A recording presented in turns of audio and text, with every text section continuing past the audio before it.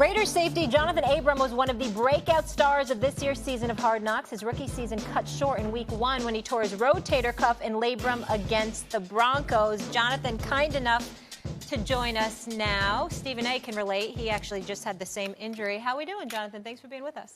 I'm he had it for a much more legitimate cause. Yeah. Can we just pause right there? How did you get your injury again? Playing football. He's unathletic. Stephen A., 50-year-old man boxing. He's unathletic. I don't know what the hell I was thinking. I don't know what the hell I was thinking. How do you tear your rotator cuff boxing? You know what? Listen, I'm so embarrassed by it, I can't even say anything, but what I will say is this. Look at that video of Stephen A. right there. What I will say is it's good to see you, bro. Good to have you on the show. Listen, you can see night and day a real athlete got a real injury, and we can understand you. I'm the one that was embarrassed by it. Okay, I have a question, though. Does the sleep get better? Because I know you were sleepless for a lot of nights. Oh, yes. It does get – listen, I will tell you this. The pain is excruciating. It's crazy because you toss and turn all this stuff, but give it about 2 weeks, you'll be all right. Be all right. I hope so. Pain is bad, right. huh? You'll be all right. It's annoying because – so he probably just tore his rotator cuff. I tore 3 ligaments. I tore the rotator cuff, one under my shoulder blade, under my armpit, one in the front, one in the back, and I tore my capsule. So pretty much everything is like sort of like my back, my neck. So you can't sleep? Nah. So I sleep in like the weirdest position. So like we went to London. My wife said I fell asleep in like every Uber we got in. Right. You got to get one of those beds, right? The last piece, but you got to get one of those beds. Make sure it's the kind that inclines. Helps you sit up a little bit. I just got one. That takes a lot of the pain beds off. from back in the day, Stephen. Sleep number. That's right. That's right. Sleep is important. Well, we're wishing you a speedy recovery so you can get back out there. But you were kind of becoming a household name there on Hard Knocks, one of the breakout stars. Please tell me what that experience was like. Gruden, you had AB there at the time. It was just a lot going on, and the media was just centered on the Raiders.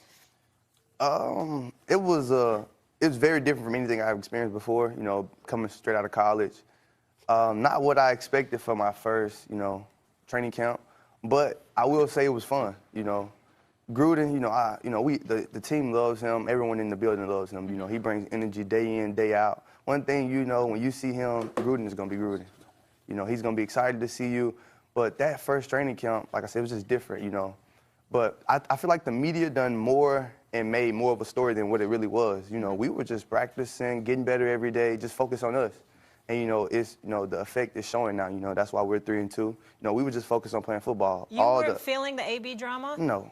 No one in the locker room were. Like, that was a story that we just read about after practice. Mm-hmm. How is it that you say, like, everyone in the building loves Gruden? That's a very important thing, right, in a leader and someone who's running a franchise. How is it, from the outside looking in, it's like, well, they're getting ready for Vegas, right? They trade Khalil Mack and get the draft picks, and they're loading so that when they get to Vegas, they're good. But that can't affect you guys in the building. That's why you have a winning record. I mean, you have to focus on – you have to be where your feet are, and that's what we're doing. We're focused on this last season in Oakland. We're thankful to be there. We love the fans. They come out every single game. One thing I will say about the Raiders fans, they travel. No matter where we go, no matter where we are, they're going to be there, and they're going to be full effect, costume, look like it's Halloween every single time. But, yeah, so, we're focusing on this season. Everybody's worried about the future, but we're worried about trying to accomplish and do great things this year. A couple of things that I wanted to say. Number one, as a guy that, that obviously has talked to John Gruden on several occasions because, when he did Monday Night Football with us, Max, he's an easily lovable guy. Yep. If you're a football guy, you love football, it's impossible not to love John Gruden. All right, football that's number is his one. Life.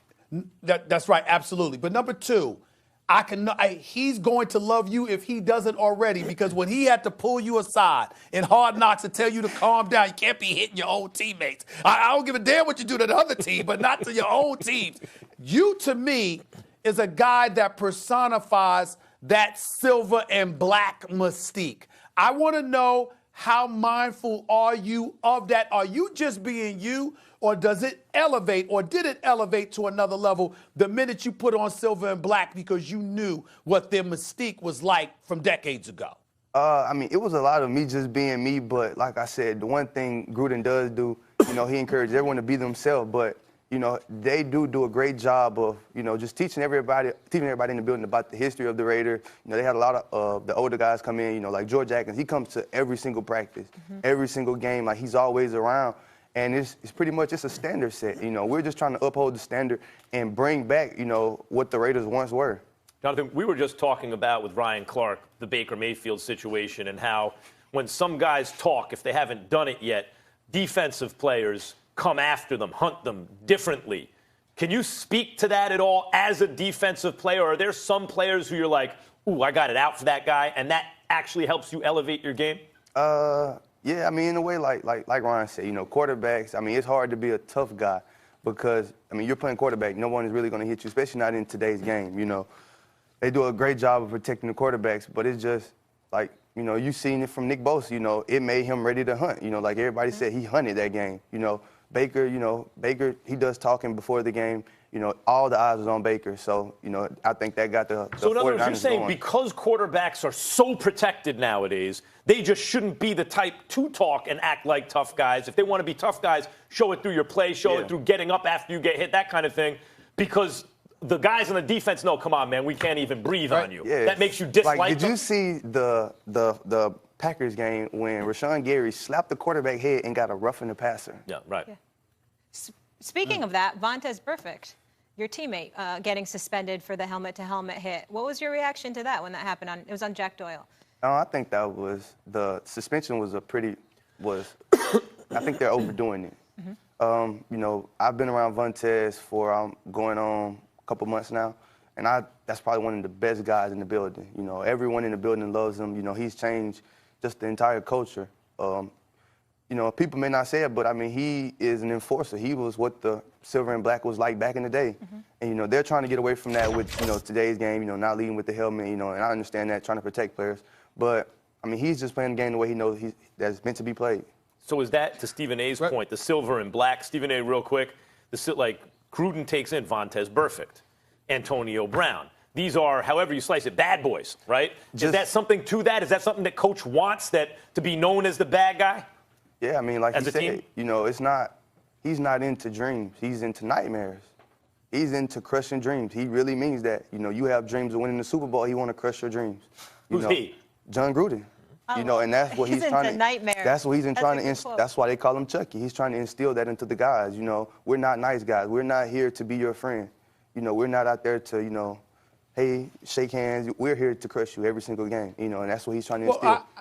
Well, I can appreciate him having that position, Jonathan, when it comes to the defense. But, damn it, he's got an offense to deal with, too, and he's an offensive-minded coach. So let's keep that in mind. And since instead of talking about Baker Mayfield, how about that damn Derek Carr? Now, we know he can play. I know he can. No, he can throw the football. He can throw the football. I'm not. Listen, I'm saying when I say damn Derek Carr, I'm not talking about like he can't play. I'm saying I expect him to produce. Since 2015, 16. The most fourth-quarter comebacks since 2015 is Derek Carr. He just done it, you know. How many games you think y'all won over the last couple of years? We beat the most quarter. I mean, ain't saying a lot. Hey, it doesn't matter. He's a winner. He had that season a couple years ago when he was being talked about as maybe an MVP early on. No, but that's a good stat. That's an impressive stat. This man just came on national television and said, I'm just stating the facts. Who's a winner? We're on TV. What do? You state facts, right? Debatable. That's a fact. Well, a couple of years ago, they won a lot of close games, and Derek Carr was the hero in a lot of close games. That's one of the reasons, Stephen A., that the following season people thought that their record would be worse because you're not always going to win those close games. I mean, they only projected us to win 4 games this year. We already had 3. We got 12 more games to go. So if we can't get one game in 12, when we win out 12 games, something's wrong. So the team feels good about its coach and quarterback is what you're here to say. We feel great about the entire team. You know, Coach Gruden has done a really good job. Him and Mike Mayock are building a really good team. You know, you talk about these guys like Richie Incognito, Vontaze Burfict. You know, y'all call them bad guys. We say they're misunderstood. You know, the media and the world has this perception of them. Hold on, let me interject. First of all, I said this a few weeks ago. I met Vontaze Burfict at NBA All-Star Week. I actually like Vontaze Burfict a lot. I don't think it was smart of him to run off the field smiling and waving at the crowd. I think that's why he got the stiff penalty, believe it or not. I think John Runyon was in the league office, saw him blowing kisses at the fans after getting ejected, and I think that kind of thing cost him just as much as the daggone hit. That's my personal opinion. Have you watched film on John Runyon? No, I have not. Go watch some classic film on him. If you ever stood around the pile, he was one of those guys to knock you out. Okay, So, I mean, but I let me think that's respond. that's a pretty harsh suspension coming from a guy like that. No, but I get that. But the reality, Jonathan, is that he's the one sitting in the league office. That's and true. if he's sitting in the league office, even though we might lament the fact that, oh, wait a minute, this seems a bit hypocritical because when you played, this is what you did. The fact is, he's the man with the power to do what he did, and you got to be mindful of that. But let me get back to Derek Carr, because y'all are 10-22 over the last 2 years coming into this season. I like Derek Carr, but are you saying, I just want to be on the record, are you saying that you guys completely unequivocally, with Khalil Mack gone, Amari Cooper gone, you completely believe in the investment that John Gruden appears to be making with Derek Carr? Derek Carr is y'all guy, y'all comfortable with him moving forward? 1,000%. Okay. I want to get back to hypocrisy from the league office for a second. Aren't you really pointing out that the way football was once played, the league is trying to move away from that, and so that teams that are trying to stick to that are at a disadvantage because the rules are being enforced against it? And we're going to talk about the rules, and then we'll talk about player safety, leading with the head. You got these same guys on offense, these running backs, like, who are enforcers, who they don't try to shake you all the time. They try to put their head down and run through you. How are you supposed to protect yourself? I'm supposed to go up there and just hug you with my chest and let you run through me? So you're Oakland Raiders, soon to be Las Vegas Raiders, and you're one of the bright spots on that defense, right? When you get healthy, are saying essentially, we don't care about the fact that the rules are changing. We're going to be throwbacks in terms of that mentality. It's not the fact that we don't care about the rules. We have to play within the rules. We're not going to disregard the rules. We're going to just play the game the way it's meant to be played. We're going to be fast, physical, and aggressive. We're going to go out there, we're going to hit people, we're going to play hard every single game. That's it. I want to say this for the record. This is a rare moment, so I want you to embrace this moment right here, right now, Jonathan, okay? 2 of my favorite dudes in the league is Jamal Adams and you. I gotta say that. And by the way, because listen, we gonna call y'all out when you lose a damn game and you play like garbage. Please do. All right, that's what we're gonna do. But I want to say this.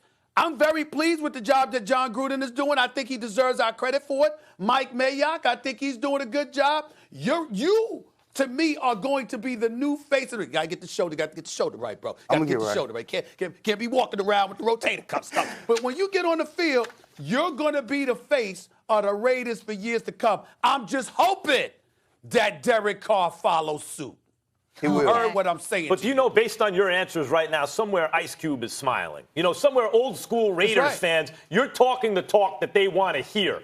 And are you guys aware of that in the building? As a team, is Gruden impressing that? Like, does the Raiders brand mean something to people before they even walk in the building? Yes, I mean, the Raiders have a rich history and a rich tradition. I mean, and that's one thing, like I said, they preach throughout the building. They want us to know the facts. They want us to know, the history that we're playing for, of the silver and black. Jonathan, let me tell you this. I appreciate that. Great interview. Yeah. This was a lot of fun to have you here. Say hello to the bad guy. They're not about dreams. They're about nightmares. We talk about player safety, but he's talking that talk that football fans want to hear. Yeah. 22nd ranked defense, Jonathan.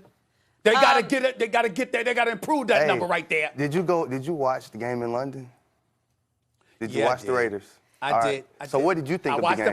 I watched them come back from a 17-point deficit. Who won the game? Who won the game? Y'all did. Silver and black. They say wins don't matter if it's by 1 point, if it's by 50. A win is a win. All right, Jonathan, before we go, I have a little birdie in my ear, Stephen A. This is not coming from me, but they just want to show you Slingin' A. Smith one more time. Oh, damn.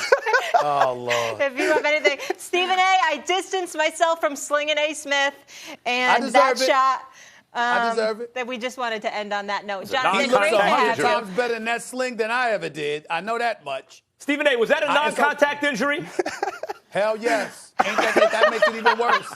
That makes it even worse. Slingin' A was pretty good, though. Whoever came up with that. Even worse. Oh, my God. Jonathan, thank you so much for being here. Wishing you a speedy recovery. All right, we'll just go to commercial on that. Coming up on First Take, 2 teams are tied for the number 3 spots in college football, but are the Buckeyes or Bulldogs the better team? Paul Feinbaum. You say the Bulldogs, Jonathan? I heard you. Bulldogs. I was once a Bulldog. Oh, yeah, you were. Plus, Mr. Tomlin heads to Washington. We'll debate if Tomlin should be the next head coach of the Redskins. Don't miss it. That was hilarious. Oh, my God. How'd you get so good with that?